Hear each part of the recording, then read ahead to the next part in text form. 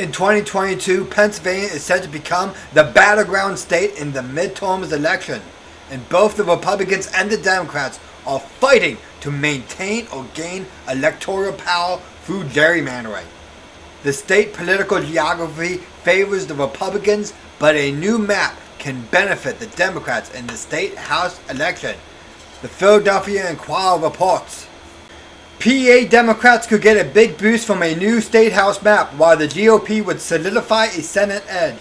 A newly proposed state house map is actually friendlier to Democrats than the state's national political geography, according to a detailed data analyst. Pennsylvania Democrats could see their prospects for taking control of the state house improve dramatically if newly proposed maps for redrawing legislative districts are finalized.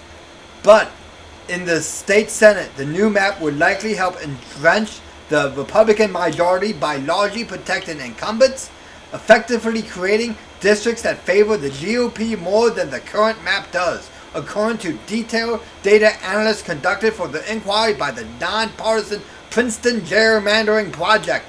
So the article continues about the five-person commission and how they vote on this redistricting map, and how there's a 30-day window where they can fight against it, or lawmakers can try to make a new law against it and file complaints and that kind of thing, right? But I want to get to the most important thing here, which is how Mark Nordenborg, quote from the Inquirer, who chairs the State Legislative Reappointment Commission that drew the map, stressed the difficulty of finding a compromise due to Pennsylvania's inherent political geography, in which the southeastern corner of the state, mostly Philadelphia and its suburbs, accounts for the overwhelming majority of Democratic voters in the state of Pennsylvania. And there you have it. That's what this is about right here, right? I know this from personal experience because I grew up in southeastern Pennsylvania, and some of the areas can swing, but for the most part, they are Democrat safe. Most of the state is actually a red state, but the heavily populated areas like Philadelphia have the tendency to vote blue no matter who. This is just a common trend. The cities and the urban areas are Democrat, and the rural areas are Republican, generally, right? And the suburbs can swing either way, back and forth, but for the most part, that's just how the political geography in the state works, right? The 203-member House, like the 50-member Senate, is currently controlled by Republicans. Whether the changes in next year's midterm elections or in the years ahead would depend partly on the new maps. The party that controls the legislature, which Republicans have mostly dominated for decades, has the power to make policy affecting millions of Pennsylvanians. Democrat Governor Tom Wolf has wielded the veto pen to block Republican legislature for years, but with the prospect that a Republican could succeed him after next year, even more focus will be on who controls the legislature. While the Senate map had bipartisan support, Republicans were quick to call the House proposal an extreme partisan gerrymandering that could cost them control of the chamber. The current House map favors Republicans, and Democrats have planned it for locking them out of power for a decade. The new one would also favor the GOP, but to a much lesser extent, according to the analysts. So this is something that happens every 10 years in Pennsylvania after the census. Republicans and Democrats fight each other over the congressional lines on the map.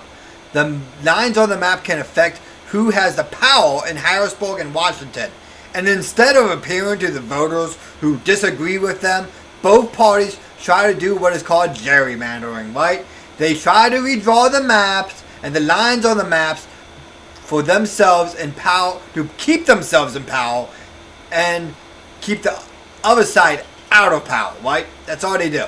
They draw everyone who agrees with them in one bubble, and everyone else who tends to vote for the other team, they try to keep them fractured from gaining any kind of majority in the other bubble, right? So this is a parliamentary trick that they do to stay in power. That's all it is. So the article goes on and talks about how potentially redrawing these maps could cause two incumbents to be in the same district, and even two incumbents who are part of the same party, right?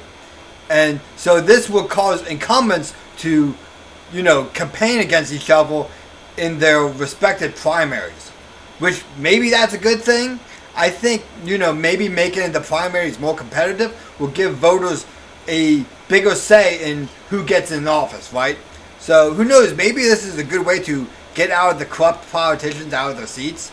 But all these incumbents seem to care about is staying in power, right? That's why they're against this gerrymandering, because if they have to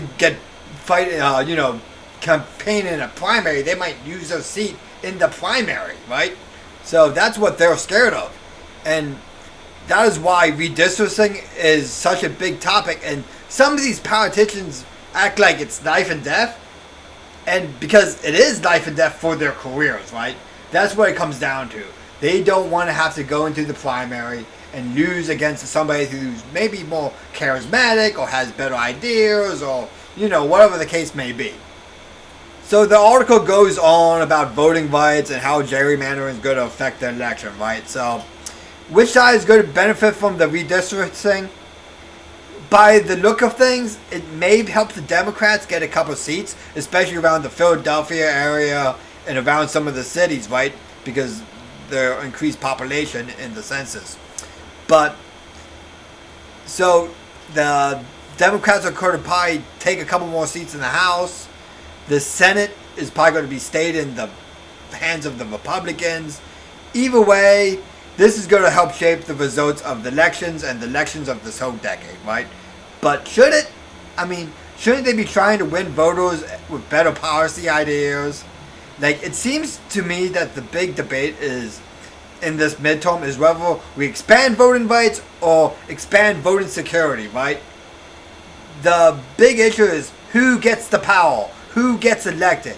And that should not be the case, right? It should be politicians who have the better idea to win, right? But all they care about is having their side win, having their party be in control and have the power. That's all these people care about, right? Is getting the power, and they're going to do that for, rigging the elections or rigging the election system or whatever. I'm not saying the election is going to be rigged. I'm just saying that they're trying to, take any advantage they can in this election. But like and subscribe. Stay tuned for more videos. I'm the PEA swing voter. Until next time, have a good life.